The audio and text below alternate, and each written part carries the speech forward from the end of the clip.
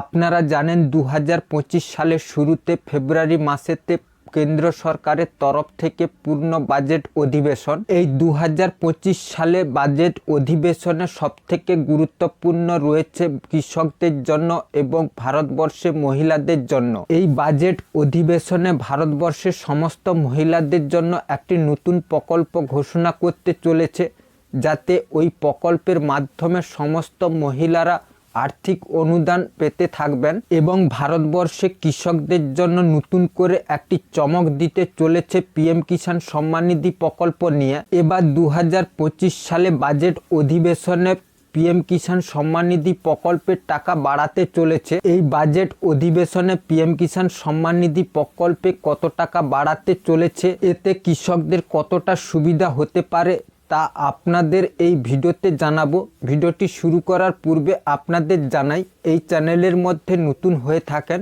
তাহলে অবশ্যই এই চ্যানেলটিকে সাবস্ক্রাইব করে রাখবেন, কারণ এই রকম নতুন নতুন ইনফরমেশন ভিডিও আপনারা এই চ্যানেলের মধ্যে সর্বপ্রথম দেখতে পাবেন। সবার প্রথমে আপনাদের জানাই, পিএম কিষাণ সম্মান নিধি প্রকল্প নিয়ে একটি বিজ্ঞপ্তি প্রকাশিত হয়েছে। ওই বিজ্ঞপ্তিতে যেমন বলা রয়েছে, 2024 সালে লোকসভা নির্বাচনকে সামনে রেখে কৃষকদের জন্য বিশেষ আর্থিক সুবিধা আনতে পিএম কিষাণ সম্মান নিধি প্রকল্পের বার্ষিক অনুদান বাড়ানোর বিশেষ চিন্তাভাবনা শুরু করেছিল কেন্দ্র সরকার। বর্তমানে এই প্রকল্পের কৃষকদের বছরে 6,000 টাকা করে আর্থিক সাহায্য প্রদান করা হয়। তবে সূত্রের খবর অনুযায়ী এই অর্থ বাড়িয়ে 8,000 টাকা থেকে 12,000 টাকা পর্যন্ত করার পরিকল্পনা করা হচ্ছে।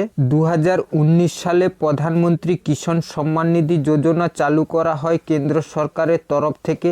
এই প্রকল্পে দেশের প্রায় 10 কোটি কৃষক বছরে 3টি কিস্তিতে 6,000 টাকা করে পেয়ে থাকেন, অর্থাৎ প্রতিটি কিস্তিতে 2,000 টাকা করে পান। কৃষকদের দাবি, বর্তমানে মূল্যবৃদ্ধি বাজারে এই ন্যূনতম অর্থে চাষবাস করা সম্ভব হচ্ছে না। পাঞ্জাব ও হরিয়ানা কৃষক সংগঠনগুলি লাগাতার আন্দোলন এবং ফসলের ন্যূনতম সহায়ক মূল্যের আইনের গ্যারান্টির দাবিতে কেন্দ্র সরকারের এই পরিকল্পনা গ্রহণ করেছে। কৃষি মন্ত্রকের সংসদীয় স্থায়ী কমিটি সুপারিশ করেছেন যে পিএম কিষাণ অর্থ বরাদ্দ 6,000 টাকা থেকে বাড়িয়ে 12,000 টাকা করা উচিত। এর সঙ্গে ভাগ চাষি এবং ক্ষেত মজুরদের প্রকল্পের আওতা আনার প্রস্তাব গ্রহণ করা হচ্ছে।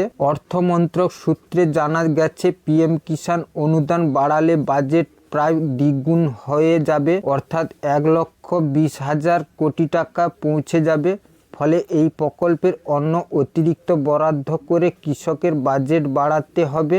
বর্তমান কৃষিখাতে মোট বাজেট প্রায় 1.5 লক্ষ কোটি টাকা। সংযুক্ত কিষাণ মোর্চা জানিয়েছেন, শুধুমাত্র পিএম কিষাণের টাকা বাড়ানো দিয়ে কৃষক আন্দোলন থামানো সম্ভব হয় না। ফসলের দামের আইন গ্যারান্টি নিশ্চিত করা এবং 3টি কৃষি আইন পূর্ণ বহালে প্রচেষ্টা বন্ধ করা জরুরি, তবেই এই কৃষি আন্দোলন বন্ধ হবে। অর্থমন্ত্রী নির্মলা সীতারামন ইতিমধ্যে কৃষক সংগঠনগুলির সঙ্গে বৈঠক করেছেন, যদিও এখনও পর্যন্ত সরকারের পিএম কিষাণ প্রকল্পের বরাদ্দ বাড়ানোর বিশেষ আনুষ্ঠানিকভাবে কোনো রকম ঘোষণা করেননি। আগামী কেন্দ্র বাজেটে এই প্রকল্পের অনুমোদন বাড়ানোর বিশেষ চূড়ান্ত সিদ্ধান্ত নেওয়া হতে পারে। তবে কৃষকদের দাবি পূরণের এই পদক্ষেপে যথেষ্ট কিনা তা নিয়ে প্রশ্ন থেকে যাচ্ছে। কৃষি ক্ষেত্রে আর্থিক সাহায্য বাড়ানোর এই পরিকল্পনা যদি বাস্তবায়ন করা হয় তবে